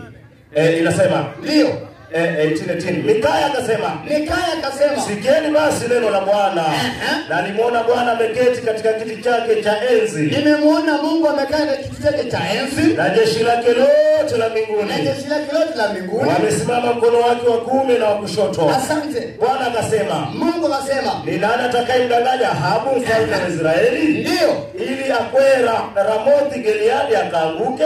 Ndio. Basi huyu akasema hivi. Huyu kule katika mbinguni akasema hivi. Na huyo hivi. Na huyo akasema hivi. Akatoka pepo. Akatoka shetani katika jeshi la Bwana. Yaani jini. Akatoka jini. Akasimama mbele za Bwana. Akasimama mbele ya Mungu wa Kristo. Akasema. Akamwambia Mungu wa Kristo, mimi nitamdanganya. Bwana akamwambia. Mungu amuuliza ule jini, jinsi gani? Akasema. Nitaondoka na kuwa pepo wa uongo. Waislamu takbir. Allahu Akbar. Yesu amekuja amechagua shetani mwanafunzi wake. Mungu amechagua mtumishi wake amtume duniani kwenda kumdanganya mtu. Ametuma nani? Jini. Sasa wewe pastor tukueleweje? Huyu jini anaitwa nani? Walawi 16:8. Walawi. Piga maelezo yake. 16:8. Huyu jini wa Kristo. Pepo toka. Receive. Jameni mnamtoa anafanya nini hapo? Asante kibi. Fungulia redio yako ama TV yako kila Jumapili. Pepo toka. Hiyo Jumapili kipita ingine. Pepo toka. Jameni anafanya nini hapo? Twende. Ni kwao hapo inasema. Ndio. Assassin. Ni jina la jini mbaya. Ni jina la jini mbaya wa Israeli. Kwa hivyo kisia kuna mbaya maana kuna nini? Sasa hiyo ni Biblia hiyo. Hiyo ni Biblia sio Qurani. Assassin ni jini mbaya. Kama vile nini? Sasa huyu jini kiti yake iko ndani ya kanisa 2:11 Ufunuo. Takbir. Allahu Akbar. Huyu shetani kiti chake cha enzi kiko ndani ya kanisa. Twende. Hakuiona hiyo inasema. Na kwa malaika wa kanisa lililoko Pergamo. Fanya nini? Andika. Tembea haya nione nayo. Yeye alena huo upanga mkali. Wenye makali kuwili. Asante. Na pajua. Ukapo. Hapo kanisani. Nipo penye. Shetani. Takbir. Raha si raha. وقل جاء الحق وزهق الباطل إن الباطل كان زهوقا. Dakika 10 hizo zishaenda. Tuwape waje wabaranganye. Kwa sababu kwa kukanyaga sio kufundisha. Wasikizeni sasa tope hizo.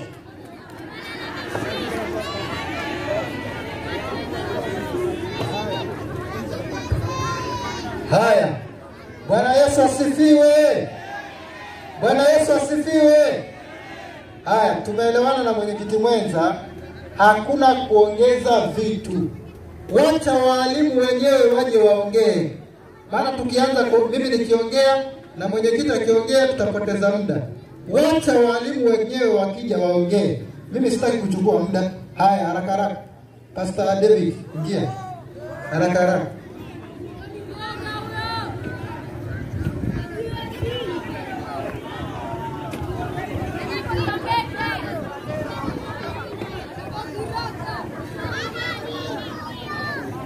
Haya, tuwe makini inshallah, tusikize. Tuwe makini kidogo, tuwe makini. Wakristo, Bwana Yesu asifiwe. Nashukuru kwa sababu Sasaka kamaliza kazi.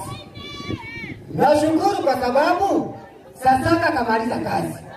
Akasema kwamba shetani anapokuja kule makanisani ni kwamba kitu cha kwanza huwa tunamkemea. Na tukimkemea anakimbia wapi? Kitabu cha Ufunuo sura 3 aya 9.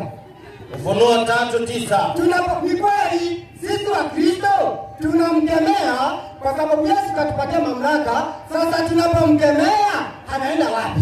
3:9 Ufunuo inasema. Inasemaje? Tazama nakupa walio wa sinagogi la shetani. Walio wa sinagogi gani msomaji? La shetani. Sasa ni kwamba kumbe kuna sinagogi la nini? La shetani. Kumbe tunapowafukuza makanisani wanaenda wapi? Kuna sinagogi.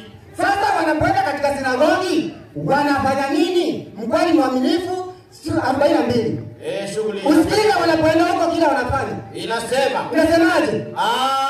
Anamwijia mmoja wenu shetani. Anamwijia mmoja wenu shetani katika sala. Yaani ni kwamba anapoenda kule msikitini anawaachia wakati wanaswali. Yaani ndio nyumbani kwake. Wanaposwali. Basi. Nisome vile ilivyo. Hivyo hata nikiandika si wamesema tusome vile inaandikwa. Basi. Anampuliza wapi? Anampuliza maliza katika wewe soma bana. Katika matako yake. Sasa nasikia kumbe shetani ni kwamba kweli tunapofukuza kanisani anapoenda msikitini anafanya nini msomaji? Ajabu haya. Bwana Yesu asifiwe. Na ndio maana sisi hatuendi huko. Na ili kudhihirisha kwani anapuliza huko, tuangalie Muhammad kwani alifanya kitu gani? Hasili ya majini.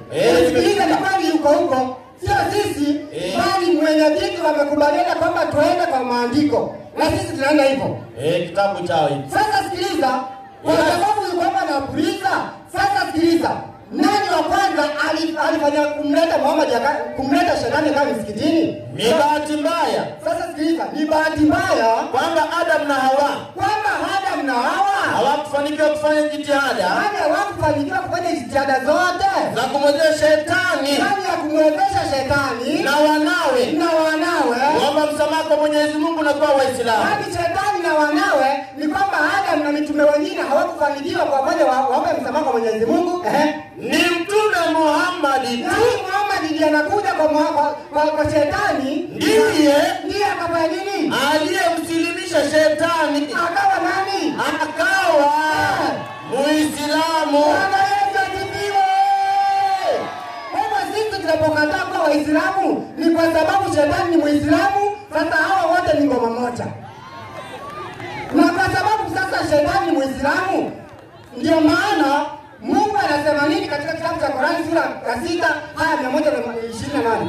Inasema sasa kama shetani Muislamu, tuangalie matokeo yao na Waislamu wake wataenda wapi? Na wakumbushe siku atakapowakusanya wote awaambie. Sasa Mwenyezi Mungu anawakusanya wote majini na hao wote anawaambia nini? Enyi makundi ya majini. Hakika nyinyi katika nyinyi mmechukua wafuasi wengi katika wanadamu. Kwani nyinyi makundi wa majini mmechukua watu wengi katika wanadamu? Na marafiki wao katika wanadamu watawagombania waseme. Na marafiki wao katika wanadamu watawagombania waseme. Mola wetu tulinufaishana sisi na wao. Ndio. Na tumefikia muda wetu uliotuwekea. Ndio. Basi Mungu atasema. Atasema nini? Moto nyinyi. Ndio makazi yenu. Kwa majini wote na Waislamu wapi? Motoni. Bwana Yesu asifiwe. Ndio maana sisi hatuna taarifa na majini hata kidogo. Kwa sababu gani? Kitabu cha Marko sura ya 16 aya ya 17. Sisi hatuna taarifa na majini. Wao majini wote motoni na Waislamu wote motoni. Sasa ndio maana tunawangangania hao hanga wamkubali Yesu. Tuangalie Yesu anaambia nini wanafunzi wake? Na ishara hizi. Sasa Yesu anaambia wanafunzi wake na ishara hizi zitafuatana na hao waaminio. Kwa jina langu mimi Yesu watatoa pepo. Sasa ndio maana tunaambia toka katika jina la Yesu wanakimbia msikitini. Maajabu hayo. Sasa sisi hatuna taarifa, maana Yesu ametupatia mamlaka, tukiwaambia toka wanaenda, wanakimbia msikitini. Ndio maana mmesikia vituko ambao wanafanya huko. Sisi hatutaki kupuliziwa, na ndio maana tuendi huko. Alafu jambo lingine, msomaji, naam, nataka tuangalie mkweli mwaminifu wa pili, wa 3. Ukurasa 95. Na hapa nashukuru kwa sababu mwenyekiti alisema kwamba tuende kwa maandiko. Kwa hivyo hatutumii vichwa vyetu, mbali tunaenda kwa maandiko. Soma. Inasemaje? Hadithi ya 1000. Ndio. Msimtukane shetani. Yaani Waislamu wanapewa wasimtukane shetani kwa sababu ni ndugu yao. Maliza ndiko. Msimtukane shetani. Ndio. Lakini mjikinge kwa Mwenyezi Mungu. Sasa ni kwamba wanaambia situkane shetani. Sasa wewe hebu nikuuliza msomaji wangu. Naam. Wewe unaweza kutukana Mkristo mwenzako? Hawezi. Mwenyezi Mungu anawaambia kwamba wasimtukane shetani kwa sababu shetani kasiliwa kama Muislamu. Na ndio maana wote ngoma moja. Sasa hao wote ni motoni. Jamani, kwa nini msione hiyo huruma ambayo tulionao, tunawangangania mkubali Yesu? Jambo lingine. Naam. Nataka tuangalie kitabu cha Qur'an. Sura ya 72. Sura ya 72. Aya 14. Inaitwa Suratul Jin. Sasa nashukuru kwa sababu mwalimu aliyetangulia akakubali ya kwamba majini ni hao mashetani. Sasa soma. Inasemaje? Nasi wamo miongoni mwetu waliosilimu. Sasa kumbe majini waliposikiliza Qur'ani ni kwamba walifanya nini msomaji? Walisilimu. Waliposilimu wanaitwa nani? Waislamu. Mimi leo Murezi nikipiga shahada ya Kiislamu, nikisilimu nitaitwa nani? Waislamu. Majini wamesilimu wataitwa nani? Waislamu. Sasa si vituko hivyo. Kwa kumbe majini ni Waislamu na hamwezi mkaruka, na ndio maana Mungu anasema kwamba majini wote motoni. Na zaidi hapo ni kwamba hata Muhammad mwenyewe anasema kwamba majini ni ndugu za Waislamu. Wapi? 29 46 29. 46. 29. Haya. Kwa hivyo kumbe Muhammad mwenyewe pia anajua majini ni ndugu za Waislamu. Na ndio maana Mungu ana taarifa, anasema kwamba tuyakemee, na tunapoyakemea anakimbia msikitini. Soma. Mtume akawatayarisha akawaambia, ndio ndugu zenu. Kwa hivyo Muhammad anajua majini ni ndugu za nani? Ndugu zenu wa kijini. Sasa kumbe Waislamu na majini wote ni nini? Ni mandugu. Sasa vipi hapo? Ndio maana nilisema kwamba mimi nimekuja kufanya conclusion ya kwamba majini ni ndugu za Waislamu, na Mungu anasema kwamba makundi yote majini motoni. Hakuna kusalimika hapo. Jambo lingine. Mwalimu aliyetangulia hapa. Mwenyekiti ambaye amekuja katika kipindi cha pili.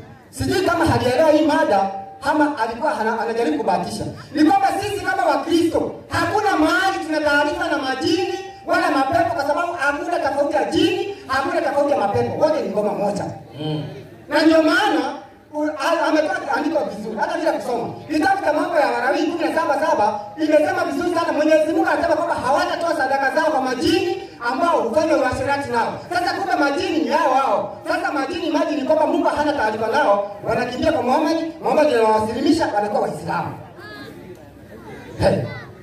Sasa tunaangalia tena.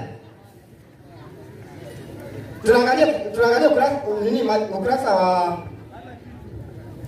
Qur'ani 17 aya 80. Soma. Qur'ani 17. 17 aya 80. Inasemaje? 17:80. Haya. Soma.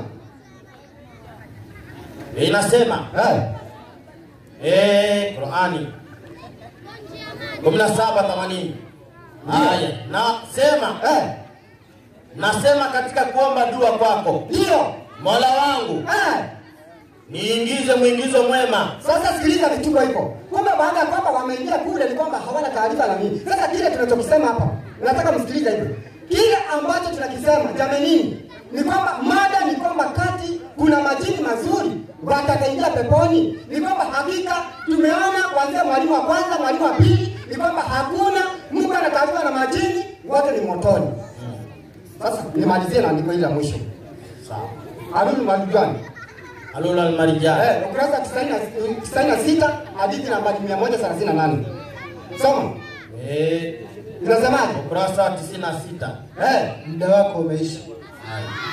Asante. Muda wako umeisha. Bwana Yesu asifiwe. Mungu awabariki. Muda wako umeisha. Haya. Nashukuru kwa sababu mwalimu wa Kristo ameenda vizuri. Ametumia dakika zake 10 vizuri. Kama nilivyosema, siongezi kitu, sipunguzi kitu. Haya, nafikiri ni wakati wa kuuliza maswali. Nafikiri wa Kristo ndio mnaanza kuuliza maswali, si ndio hivyo? Sitatumia muda mwingi. Taratibu tu. Nani anauliza swali? Nani anauliza swali? Fondo. Unauliza swali. Fondo ndio uliza swali. Haya, Pastor Fondo ndio uliza swali. Watoto tafadhali tunyamaze. Tunyamaze watoto.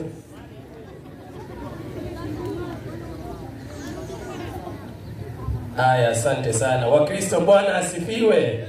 Hebu kama ni Mkristo nyosha mkono mahali popote. Biblia inasema kama ni Mkristo usione haya, mtukuze Mungu katika jina hilo. Bwana asifiwe. Haya, asante sana. Mimi sina mambo mengi kama kawaida. Nitauliza swali na swali langu nina nia nzuri ya kutaka kuelewa.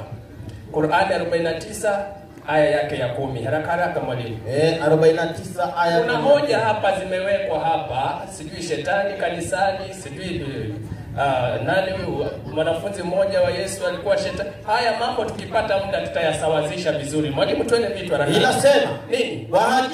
Kwa hakika Waislamu wote ni nini? Ni ndugu. Kwa hiyo Qur'ani inasema Waislamu wote ni ndugu. Kama Waislamu wote ni ndugu, kuna majini yaliyosilimu yakawa Waislamu, alafu kuna nyinyi binadamu ambao mlisilimu ni Waislamu. Qur'ani inasema Waislamu wote ni ndugu, bi maana Waislamu wa kijini na Waislamu hawa binadamu ni mandugu. 46:29 Qur'ani. Niweke swali langu dogo tu. 46. Maelezo hayo. Inasema ndugu zenu. Mtume ndio akawatayarisha akawaambia, ndugu zenu wa kijini. Subiri. Kwa hiyo Qur'ani inasema Waislamu wote ni ndugu. Mada yetu kuna majini mazuri na mabaya. Waislamu wanasema ndio. Kwa hiyo Waislamu pamoja na majini wote ni mandugu. Muhammad anasema alipokuwa anahubiria majini, anasema ndugu zenu wa kijini. Swali langu nauliza Waislamu, tena naomba tu nijue kwa sababu nina nia ya kuelewa. Hivi Muhammad anaposema Waislamu majini ni ndugu za Waislamu, hivi ni kweli kwamba nyinyi na majini ni ndugu zenu kama Muhammad anavyosema? Sasa ukija hapa ni kusema Waislamu majini ni ndugu zangu ama ni ndugu zenu, hiyo mimi nitakuwa nimeelewa vizuri kwamba Wakristo wote waondoke hapa wakijua Waislamu na majini ni mandugu. Swali dogo sana, wala hata sitaki kupigiwa kengele hapa. Muhammad amesema ni ndugu zenu, njoni mumpinge Muhammad, mseme si ndugu zenu wakati yeye amejibu. Asante sana. Waislamu takbir. Wallahi swali tamu sana. Kwa sababu kumbe mwalimu mwenzao alikuwa anatuelewa vizuri sana tunazungumzia nini. Sasa mimi mchukue muda wa nini? Na ni mwalimu, ni kazi yake hiyo. Ishaq. Sasa kama ndani wako dakika 5. Waislamu takbir.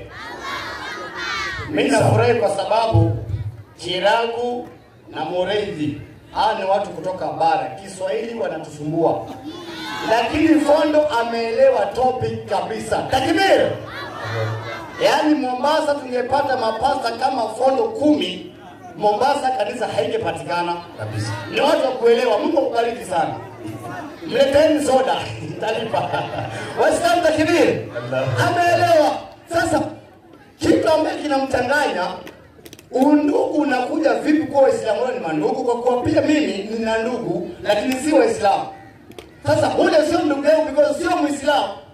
Lakini Waislamu wote ni mandugu. Sasa undugu wa Uislamu ni wa kiimani, kule kuamini. Kwa hivyo ukishaamini katika Uislamu unakuwa ndugu wetu. Kadhalika katika Ukristo ukishaamini wanakuwa ndugu zenu. Sasa naanza ndani ya Qur'an 72:1. Twende, ataelewa tu. Twende. 72. Tembea haraka wewe.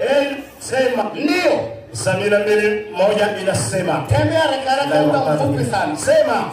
Imefunuliwa kwangu ya kuwa kundi moja la majini lisikia Qur'ani likasema, hakika tumesikia Qur'ani ya ajabu inayoongoza katika uongofu. Kwa hivyo tumeiamini. Wala hatutamshirikisha yeyote tena na Mola wetu. Na kwa hakika utukufu wa Mola wetu umetukuka kabisa. Hakujifanyia mke wala mwana. Tulia. Baada ya kusikia Qur'ani wakaleta imani kwamba Mungu hana mke wala hana mwana. Na Qur'ani Mungu ashatuambia lam yalid walam yulad walam yakul lahu kufuwan ahad. Hiyo ndio imani. Sasa hawa wakaamini Mungu hana mtoto, na Waislamu naamini Mungu hana nini? Haya, tuangalie wa pili sasa. 3:11 Marko. Sasa hawa ni majini wa Kristo wanaamini nini? Inasema ndio na pepo wachafu ila walipomwona Yesu Bwana Yesu walianguka mbele yake wakilia wakisema, wewe Yesu ndiwe mwana wa Mungu. Alakumma shetani anasema Yesu mwana wa nani? Wa Mungu. Na Wakristo naamini Yesu mwana wa nani? Kumbe mashetani wa Kristo ngoma ngapi? Moja.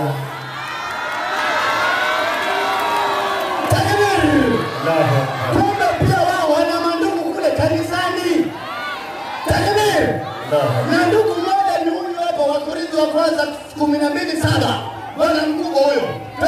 12:7. Huyo ndio bwana mkubwa aliyeanzisha kanisa duniani na Ukristo duniani, ndio huyo. Yeye mwenyewe alikuwa na bwana mkubwa ndani yake. Twende. Na makusudi nisipate kujivuna kupita. Huyo ni mtume Paulo. Kwa wengi asimamisha muda unadaiwa huo. Muda unadaiwa. Haya, twende sasa. Na makusudi nisipate kujivuna kupita kiasi. Asante. Kwa wingi wa mafunuo hayo. Paulo anasema kwa wingi wa mafunuo hayo. Na nilikuwa mwiba katika mwili. Mimi Paulo nimepatiwa mwiba katika mwili. Jumbe wa shetani. Hiyo maandiko inapotea jamani. Ladha ya maandiko inapotea. Wacheni kunikanyagia stima huko. Muda. Nani torofisha nini? Tuamisheni huko. Alafu huyo mali mganga anangoja yende, alafu anadona baadaye.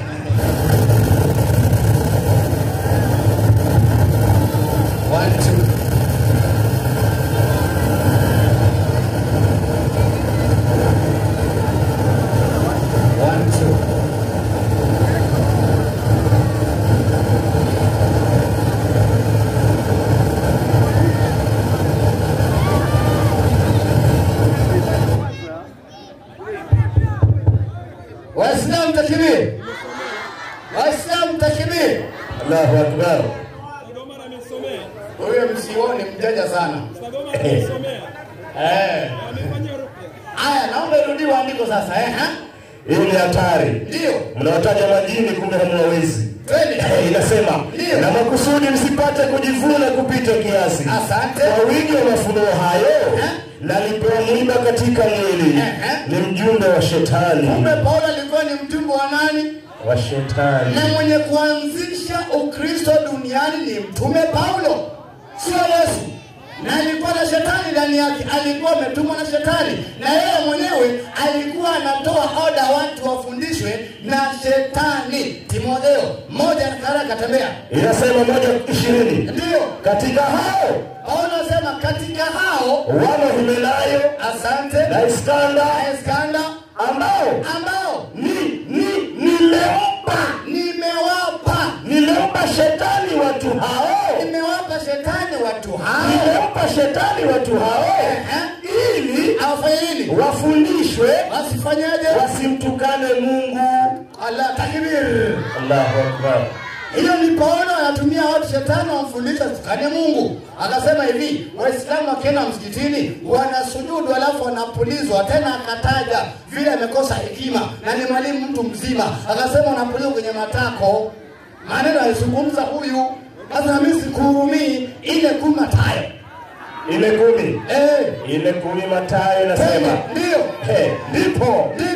ndipo Yesu alipomwambia nenda zako shetani, ndio kwa maana imeandikwa usujudie Bwana Mungu wako, umwabudu yeye peke yake. Na mwalimu alituonyesha namna kusujudu hapa. Yesu mwenyewe kusoma Mathayo 26:39, Yesu mwenyewe kasujudu. Akiwa amesujudu ikaenda hivi 16:23 kitabu cha Mathayo. Inasema akageuka akamwambia Petero, nini? Nenda nyuma yangu. Sasa nyuma ya Yesu kuna nani? Shetani we. Na Yesu amefanya nini? Amesujudu. Na nyuma yake kuna nini? Shetani. Pastor, shetani anafanya nini nyuma ya Yesu kwa matako yake? Hapo. Lakini naomba msamaha. Naomba msamaha kwa Wakristo. Hii sio lugha ya walimu kutumia. Lakini nimetumia namna hiyo wasio kwamba hatujui kutumia, lakini kuanzia kesho tumieni lugha ambayo ni nzuri. Wale nimekuja kuelimisha watu. Asalamu alaykum.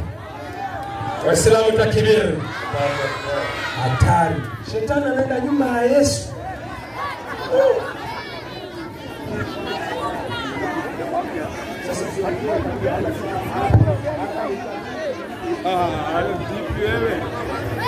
Wacha kulalamika sana nayo bwana. Nisipoongea hii maiki nimepatia nini hapa? Kwa makini. Kwa hivyo dakika 10 zimeenda safi kabisa. Uliobakia ni muda upande wa pili. Dakika ni maswali sio? Bado wao waje tu, bado sisi tuulize swali, alafu na wao wajibu. Nani anauliza swali? Haraka. Mada tamu mbona? Mafunzo yanaenda sawa tu. Mwenyekiti anasema nisiseme. Nimeshikia nini maiki? Habari tunazipeana. Nani anauliza swali walimu? Dakika ndio hizo. Sisi tunawauliza. Si wao washauliza?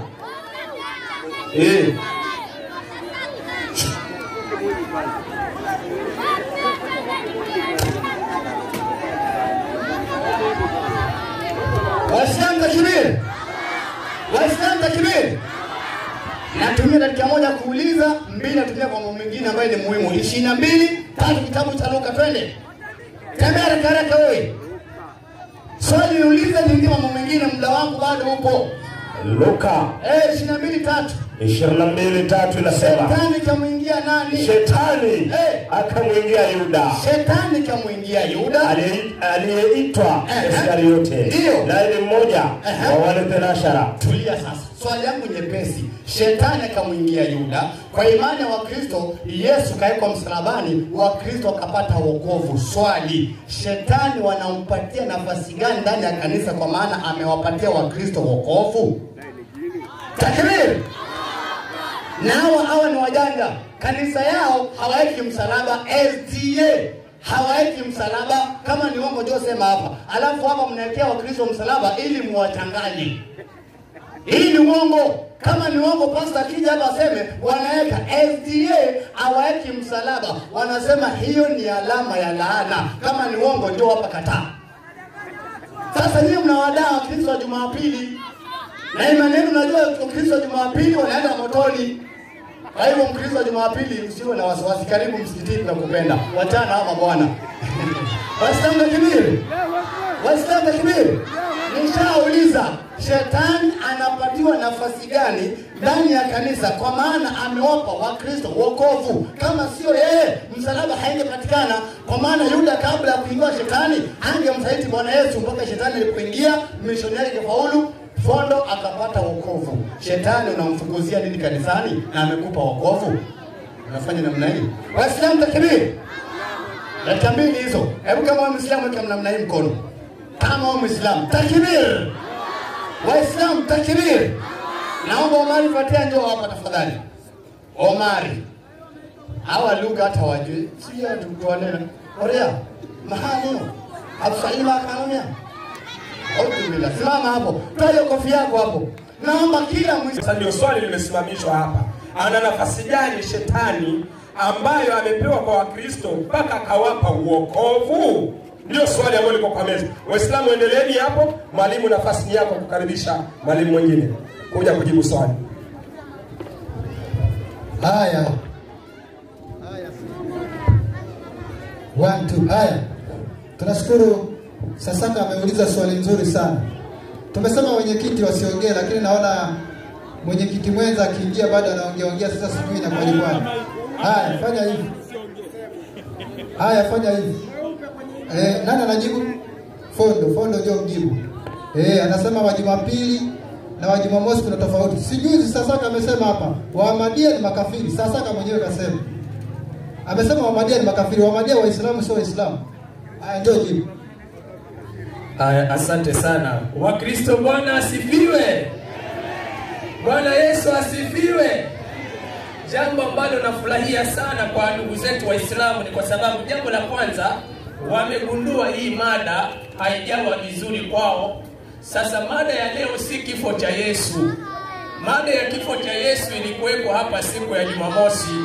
Leo tunazungumzia je, kuna majini wazuri watakaoingia peponi? Huyu bwana anakuja anasema, Shetani alimuingia Yuda akamsaliti Yesu, wa Kristo wakapata wokovu, Yesu akafa msalabani. Leo si mada ya msalaba, Sheikh Sasaka. Alafu mimi nilipanda hapa nikauliza swali kwamba Waislamu wote ni mandugu. Akasema ule undugu ambao wao Waislamu wanauamini ni undugu wa kiimani. Nikasema sawa, kwa sababu majini wanaamini kwamba walisilimu, wanaamini wakasilimu, nyinyi mkaamini mkasilimu. Kwa hiyo imani zenu na majini ni ngapi wa Kristo? Moja. Kwa hiyo swali tu nikawa nauliza, je, kwa kuwa nyote mna imani moja na majini, je, ni kweli majini ni ndugu zenu? Limejibika hilo swali. Sasa Muhammad anasema katika Qur'an 46:29 maelezo, ndugu zenu wa nini mwalimu? Ndugu zenu wa nini? Wa kijini. Kwa hiyo Mkristo leo ondoka ukijua ya kwamba majini ni ndugu za kina nani? Waislamu. Majini ni ndugu za kina nani? Mada yetu imekwisha. Alafu bwana akatoa andiko hapa akasema hivi, Luka 22 aya 3, Yuda akamwingia Shetani akamwingilia Yuda akamsaliti Yesu, wokovu ukapatikana. Wewe sijui ni kusomea aya gani? Kwanza soma Qur'ani 19:83 alafu tutengeneze ile Luka 22:3 haraka 19. Wewe unashangaa Shetani kumwingia Yuda. Mbona usishangae na hii ndani ya Qur'ani Suratul Maryam aya 83?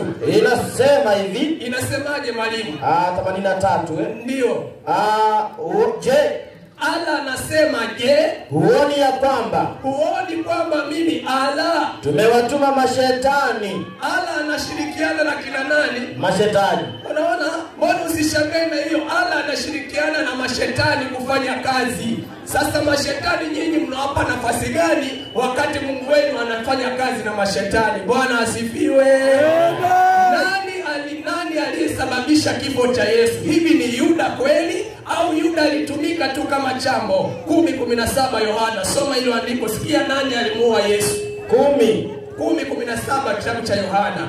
Inasema hivi. Haraka nisafishe mambo mengine hapa. 10:17. Ndio. Ndiposa Baba alipenda. Yesu anasema ndiposa Baba alipenda mimi Yesu. Kwa sababu. Sikiliza, nani aliyesababisha kifo cha Yesu? Yesu anasema ndiposa Baba alipenda kwa sababu. Na utoa uhai wangu. Nani anautoa uhai wake? Yesu. Yesu anasema na utoa uhai wangu, endelea. Ili ni utoe tena. Kisha nikiutoa nitautoa tena. Ndio maana tunasema akafa kisha akautoa akafufuka. Endelea. Hakuna mtu aniondoleaye. Yesu anasema hakuna mtu anayeniondolea uhai mimi Yesu. Endelea. Bali mimi nautoa mwenyewe. Bali mimi Yesu nautoa mwenyewe. Endelea. Nina uwezo wa kuutoa. Yesu anasema nina uwezo wa kuutoa. Nina uwezo wa kuutoa tena. Nina uwezo wa kuutoa tena. Bwana asifiwe. Amen. Kwa hiyo hakuna hapo, usiweke maneno yako hapo Sasaka. Usikimbie mada ni nzito sana, usikimbie. 18 kitabu cha Mathayo, nimaliza haraka. 18. Ndio. Pozeni wagonjwa. Yesu anatuambia Wakristo, tunarudi kwenye mada, pozeni wagonjwa. Endelea. Fufueni wafu. Yesu anaagiza Wakristo, fufueni wafu. Endelea. Takaseni wenye ukoma. Yesu anatuagiza sisi Wakristo, takaseni wenye ukoma. Endelea. Toeni pepo. Rudia tena. Toeni pepo. Yesu hasemi batizeni pepo, Anasema toweni nini? Pepo. Yesu anasema tutoe pepo, tena tunatoa kwa jina gani? La Yesu. Matendo 16:18 haraka. Matendo 16. Alafu na wacha challenge kwa Waislamu, manake tunaelimishana hapa. Tuna nia ya kwamba kila mmoja apate kuelewa. 16:18 Matendo ya Mitume. Inasemaje? Atafanya hayo siku nyingi. Yesu aliamuru watu watoe pepo, sio wabatize. Nyinyi wasilimisheni huko msikitini, sisi tunawatoa, wakitoka wanakimbia msikitini. Twende vipi? Lakini Paulo akasikitika. Akageuka akamwambia yule pepo, na kuamuru kwa jina la Yesu Kristo. Rudia tena. Na kuamuru kwa jina la Yesu Kristo. Fanya nini? Mtoke huyu. Alafu akamtoka saa ile. Bwana asifiwe. Yesu alisema asante sana. Wapi Muhammad hata homa yenyewe inatoka? Ukitaja jina la Muhammad wapi homa inatoka?